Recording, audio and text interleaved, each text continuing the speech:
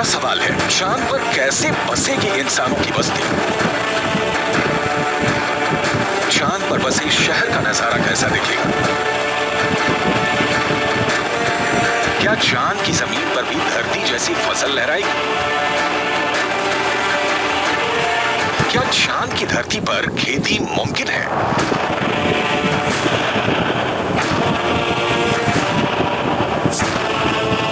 विज्ञान कहता है कि चांद पर अभी इंसानों के रहने लायक वातावरण नहीं है, लेकिन नासा का कहना है कि आने वाले वक्त में चंद्रमा की धरती को रहने लायक बनाया जा सकता है। लेकिन दावे के मुताबिक चांद पर बसने वाली बस्ती नहीं होगी सस्ती। अंतरिक्ष में चंद्रमा धरती का सबसे करीबी पड़ोसी पिंड है। पिछले 6 दशकों में इंसानों ने 100 से भी अधिक मून मिशन को अंजाम दिया है। सभी मिशन को कामयाबी नहीं मिली, लेकिन इन मिशन ने चांद को सबसे ज्यादा खोजा जाने वाला स्थान बना दिया और अब चंद्रमा पर जीवन की संभावनाओं की तलाश हो रही है।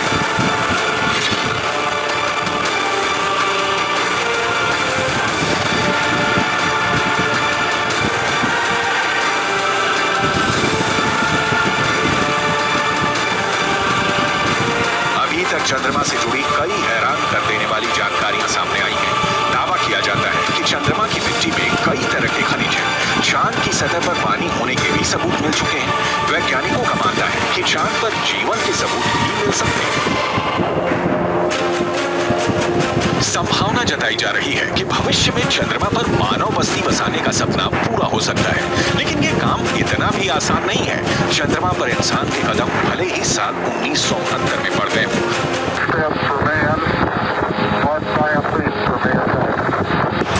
लेकिन कड़वी सच्चाई ये भी है कि 1972 के बाद से किसी भी अंतरिक्ष यात्री ने चांद पर कदम नहीं रखा। जब से इंसान ने चांद पर कदम रखा है, तभी से वहां इंसानी बस्ती बसाने की चर्चा चल रही है। 1972 से अभी तक 51 सालों में कई मून मिशन भेजे गए और उससे जो जानकारी हासिल हुई, उसके बाद से अब चांद पर मानव बस्ती का सपना जल्द आसान हो सकता है, लेकिन ये बहुत अधिक खर्चीला भी हो सकता है। क्योंकि अगर चंद्रमा पर कॉलोनी शुरू करने के लिए धरती से सामान भेजने होंगे तो ये काफी महंगा साबित होगा। एक अनुमान के मुताबिक सिर्फ 100 लोगों के लिए चांद पर जरूरी सामान भेजने के लिए करीब 1.25 लाख करोड़ रुपए का खर्च आएगा। ऐसे में अगर चांद पर इंसान को रहने लायक बस्ती बसानी है तो सबसे पहले रोटी, कपड़ा और मकान जैसी बुनियादी जरूरतों को पूरा करना होगा, जिसमें सांस लेने के लिए हवा, पीने के लिए पानी, पेट भरने के लिए खाना, हवा के दबाव से लैस रहने लायक जगह और रोशनी के लिए बिजली जरूरी होगी। दावा है कि इनमें से ज्यादातर जरूरतों को चांद से ही पूरा किया जा सकता है। चंद्रयान 1 की मदद से चांद पर पानी होने की पुष्टि हो चुकी है। पानी की खोज के बाद इसरो अब चांद पर जमी बर्फ का विश्लेषण करने में जुटा है। चांद की सतह की बनावट को समझने में लगा है। नासा के मुताबिक चांद के दक्षिणी ध्रुव पर बर्फ है। बर्फ के साथ साथ वहां दूसरे प्राकृतिक संसाधन भी हो सकते हैं। साल 1998 में नासा ने मून मिशन के तहत ये बताया था कि दक्षिणी ध्रुव पर हाइड्रोजन है। नासा का दावा है कि अधिक मात्रा में हाइड्रोजन होने की वजह से वहां बर्फ होने की संभावना है।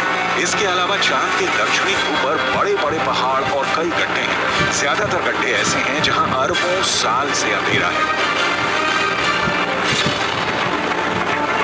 अमेरिका के नासा के मुताबिक घुप अंधेरे के बीच यहां बर्फ का जमाव हो सकता है।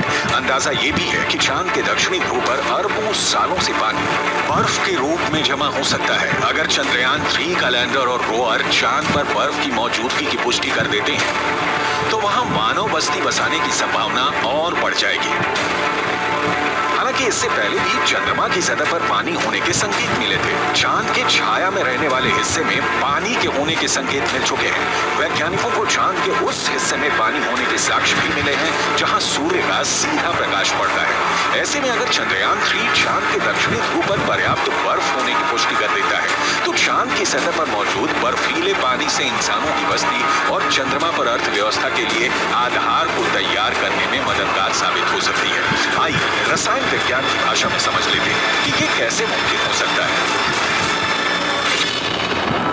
रसायन विज्ञान विज्ञान में बर्फीले पानी का रासायनिक सूत्र होता है H2O। पानी एक एक अणु में हाइड्रोजन और ऑक्सीजन 2:1 के अनुपात में मौजूद होता है, यानी पानी के एक अणु को हाइड्रोजन और ऑक्सीजन में तोड़ा जा सकता है। H2O equals H2 plus O2, यानी पानी की मौजूदगी में चांद पर सांस लेने के लिए ऑक्सीजन बनाना आसान है। वहीं पानी से हाइड्रोजन और ऑक्सीजन को अलग करके ईंधन के तौर पर इस्तेमाल कर सकेंगे। साथ ही साथ पानी से चांद पर बिजली भी तैयार की जा सकती है।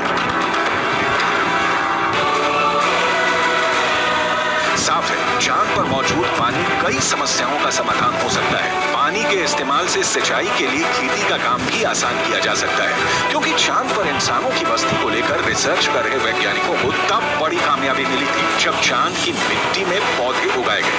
अपोलो 11 मिशन के दौरान करीब 22 किलो सामान चंद्रमा से लाया गया था। इसमें तकरीबन 50 चांद के चट्टानों के टुकड़े और चांद की मिट्टी शामिल थी।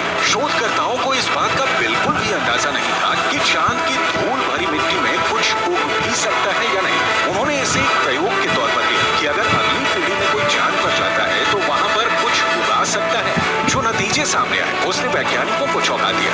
ऐसे में अगर चांद के दक्षिणी ध्रुव पर पर्याप्त मात्रा में पानी नहीं मिलता तो चांद पर बस्ती बसाने का सपना अधर में लटक सकता है। यानी चांद पर सस्ती बस्ती बसाने में चंद्रयान 3 बहुत बड़ा रोल निभाने वाला है, जिसकी शुरुआत चंद्रमा के दक्षिणी ध्रुव पर